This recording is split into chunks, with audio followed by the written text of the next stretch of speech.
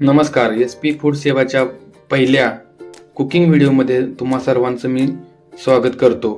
आज आपण एकदम सोप्या पद्धतीत शिरा बनवणार आहे, कारण की कुठल्याही शुभ कार्याची सुरुवात गोड पदार्थांनी करावी. त्यासाठी मी हा शिरा निवडलेला आहे. तूप ॲड करायचं आहे. 2 चमचे आपण तूप घेतलेला आहे या शिरा बनवण्यासाठी. तर आपण हे ड्रायफ्रूट चांगलं असं गोल्डन ब्राऊन करून घेणार आहे. तूप गरम झाल्यानंतर त्यामध्ये आपण रवा ॲड करायचा आहे. कमी आचेवरती आपण त्याला परतून घ्यायचं आहे. जर आपल्याला वाटत असेल की शिऱ्यामधून तूप बाहेर थोडंसं दिसत नाही, तर ह्याच्यामध्ये आपण तूप अजून पण ॲड करू शकतो. थोडंसं तूप अजून आपण ह्यात ॲड करायचं आहे.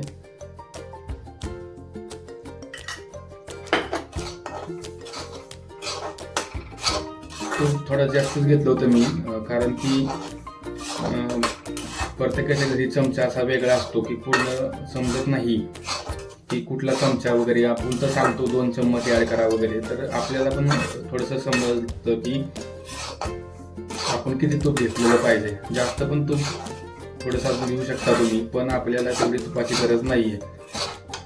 दुसऱ्या बाजूला आपलं पाणी गरम होत आहे. याला फुल करून मी थोडंसं गरम करून घेत आहे.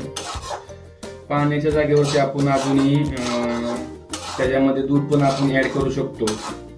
दुधामध्ये पण आपण शिरा बनवू शकतो. जर आपल्या घरामध्ये दूध असेल, थोडं पाणी आणि थोडं दूध असं मिक्स करून आपण ते शिऱ्यामध्ये घालायला आपण घेऊ शकतो. पाणी आपलं पूर्णपणे गरम झालेलं आहे. तर आपण आता गॅस बंद करू पाण्याचा आणि त्याच्यावरती आपण झाकण ठेवू, कारण की अजून आपला शिरा गोल्डन ब्राऊन होत आहे. थंडीच्या दिवसामध्ये आपण शिरा मुलांना दिला तर मुलांची तब्येत ही हेल्दी होऊ शकते, कारण की मुलं थंडीच्या दिवसात खात नाहीत, काहीच टाळाटाळ करतात.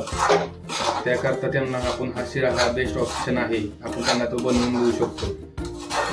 घरामध्ये कुठलीही पूजा असेल, थोडक्यात सत्यनारायणची पूजा असेल, नाहीतर लग्नाची वगैरे पूजा असेल, त्या टायमिंगला आपण प्रसादामध्ये शिरा बनवतो आणि शिऱ्याबरोबर आपण पंचामृत देतो. तर शिरा हा घरोघरी बनतच असतो, पण असं नवख्या अशा मुलं आणि मुलींना हे बनवणं थोडंसं कठीण जातं. आपला शिरा गोल्डन ब्राऊन झालेला आहे. ह्याच्यामध्ये आपण हळूहळू पाणी ॲड करणार आहात.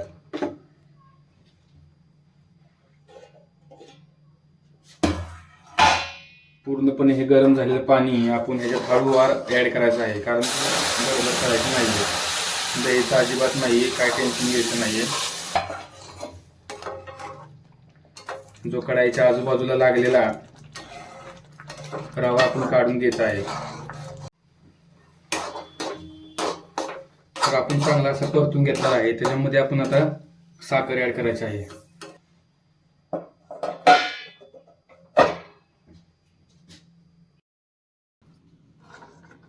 तर आपण याला फाईन चॉप करून घ्यायचं आहे. असं हातामध्ये धरून ह्याला आपण बारीक चॉप करू शकतो. जर तुम्हाला हे जमत नसेल तर तुम्ही खलबत्त्यामध्ये हलकंसं दरदरा टिचून घेऊ शकता. खूप सोपं आहे, पण नवख्या माणसाला हे खूपच कठीण जाईल कापायला. चुकून बोट कापलं जाईल. त्यामुळे तुमच्या घरी छोटासा खलबत्ता असू शकतो. त्या खलबत्त्यात घालून ह्याला आपण कुटू शकतो. आणि जे किसमिस आहेत ते आपण असे साबूत टाकू शकतो, असे काही नाहीत. नाही तसे दोन धरून त्याचे मोठे मोठे भाग करू शकतो. एवढं सिंपल हे आहे. हे जर आता झाकण काढून घेऊया, पाहूया आपला शिरा कसा झालेला आहे. एकदम बघा असा खूपच छान फुगलेला आहे आपला शिरा. तर आता आपण ह्याच्यामध्ये जे आपण ड्रायफ्रूट कापले होते ते आपण आता ह्याच्यामध्ये ॲड करूया. काही ड्रायफ्रूट आपण ह्यातील ठेवणार आहे, ते आपण सजावटीसाठी त्याचा वापर करणार आहोत.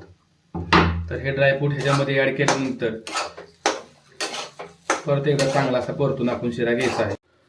हे बारीक केलेली छोटी इलायची आपण ह्याच्यात टाकून घ्यायची आहे.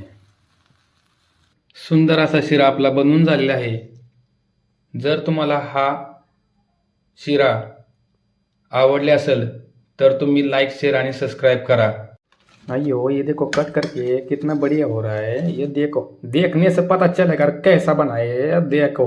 अरे बढ़िया बढ़िया खाने का, छान छान, सुंदर सुंदर।